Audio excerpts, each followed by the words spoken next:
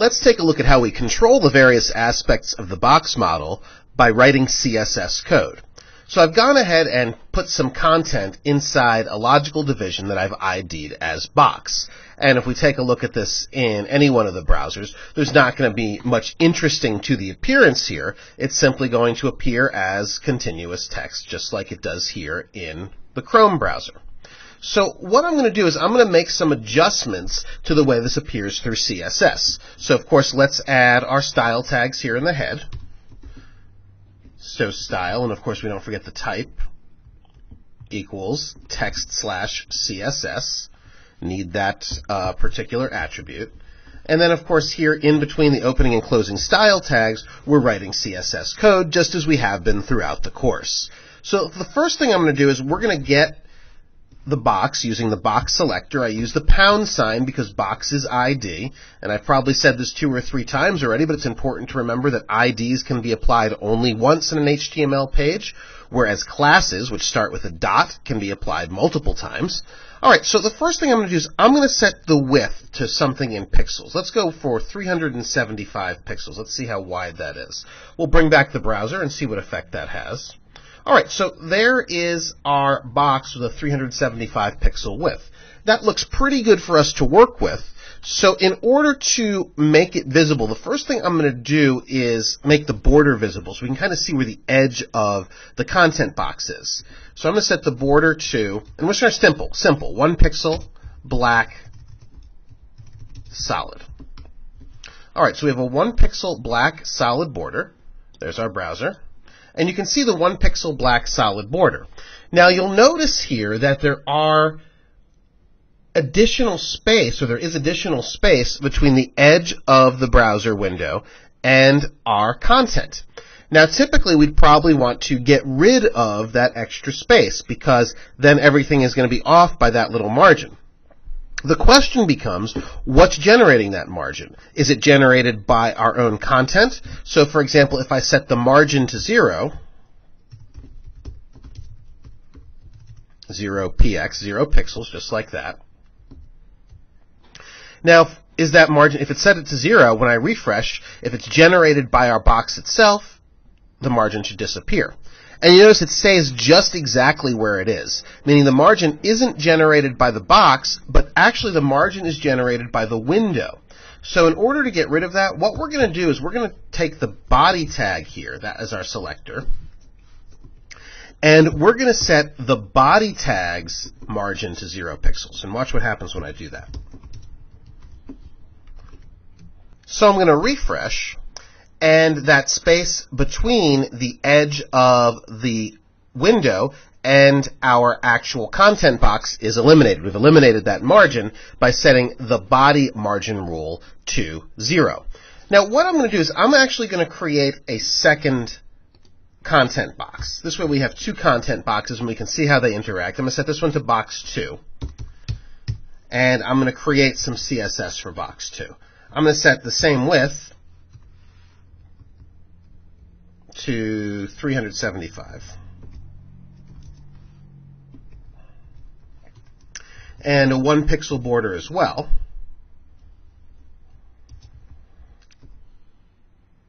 Oops, let's go red and solid this time. So this way we have a way to tell one box from the other. Alright, let's take a look at that in the browser. And, oops, I misspelled border there. Alright, that's better. So now we've got the red border around box 2. Let me stretch this out so we can see both of these. Now I'm going to set the margin for the left, right, top, and bottom separately on box 1 so we can see how to do that. So one way to do it is to say margin bottom and set them all separately like this. So I can set the margin bottom for 10 pixels, and when I refresh here we'll see the 10 pixel margin appear on the bottom. Notice it hasn't affected the margin on the left or right. If I want to set the margin on any other side, I can set margin left also to 10 pixels like this, and this will move 10 pixels over, just like that. So I can set these margins separately. I can also shorthand set the margins like this. If they were different, not the same all the way around, I could set margin colon, let's do 5px, 10px, 10px, 5px. So that's separately set the margins for the top, left, right, and bottom. Now let me exaggerate these a little bit so we can tell what side is what. Alright, so I've set those to 100px. And so now you can see the top is 5. The left is 5. And the right and bottom are 100. So the way this works when you do this way is top, right, bottom, left. So it goes around the div clockwise. So now if we set this one to 100, then we're going to pull away from the top of the browser window. Just like that. And again, I can set all of them to the same just by providing one number as part of the margin rule. So now it's 10 pixels, and we're 10 pixels all the way around. Now let's take a look at padding. Padding works in a very similar way to margin. So here in box 1, if I were to add 10 pixels of padding, just like this, and this of course would be all the way around. Now you can see we've added space between the border and the content itself. So we've got this 10 pixels of buffer space. We could do the same thing in box 2 by adding padding 10 pixels. And we'll go ahead and refresh. And there we go. So we've got that nice 10 pixels of padding. And often you're going to want to add padding to pull text content and image content away from the absolute edge of a content area. Makes it look better and more readable for your user. Now padding can also be set separately using the same rule. We could shortcut it like this if I want different padding. So here's top. Let's say we want left and right to be 20. So 10. 10 on the top and bottom. 20 on the left and right. Go ahead and save. And there we go. So we've got 10 on the top and bottom, 20 on the left and right.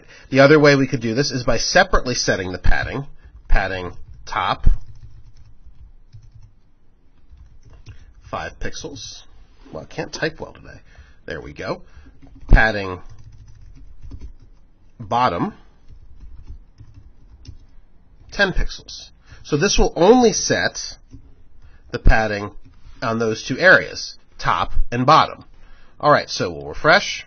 So now the padding on the left and right is set to 0 because we haven't explicitly set that padding. I'm going to go back to the way we had it before, where we have all of the padding. Let's do 10 pixels all the way around. That, of course, shortcut for all sides. And let's see here. Padding. Oops, I want it just to be padding 10 pixels, like that. All right, let's try it. There we go. Now we've got the padding 10 pixels all the way around. Perfect. So that's exactly what we want. And I don't really need box 2 anymore, so I'm going to comment that out.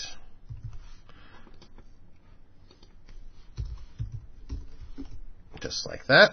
That will disappear.